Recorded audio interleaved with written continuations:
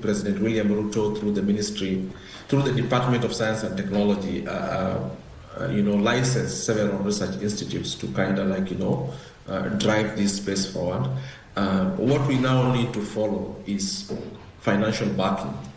We need financial backing that says we're going to be spending this amount of money on cancer research in this country. And this then is then directed to specific centers for excellence. You don't need every hospital in this country treating cancer. That's the wrong way to go about it. You need 10 specialized centers spread across the country. You can pick MTRH, for example, to be serving like 4 or 5 counties around it, and it becomes a center of excellence. You can pick a Coast General Hospital in Mombasa as another center of excellence. You can go to Garissa, you can go to Marsabit, Turkana, and so on and so forth. So that you have specific centers of excellence that then just receive money for running the hospital, but also running a research department. Okay. Just to give you why this is important.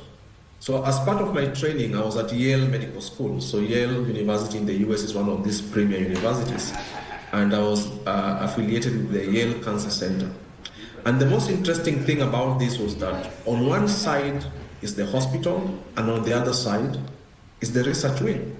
So the questions that the doctors cannot answer while treating the patients is redirected back to us to try and solve in the lab. So you have this bench to bedside feedback loop that is constantly developing new medicines or trying to find out new combinations that can treat these cancers, or if these patients are not responding to these medicines that are there, we try to understand why, then we respond back to the clinic.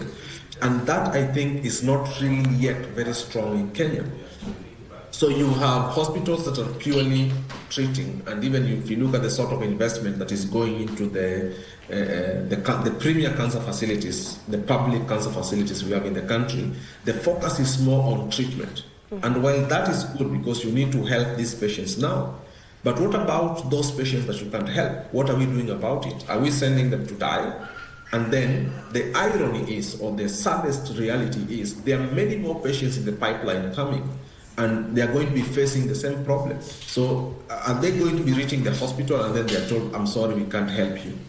And this is why you also see, because of that, we have many patients, after they are told we can't help you, they seek treatment abroad. You go to India, you go to South Africa, you go to Europe. And the sad reality is, even in those places, they can't be helped because their tumors are different.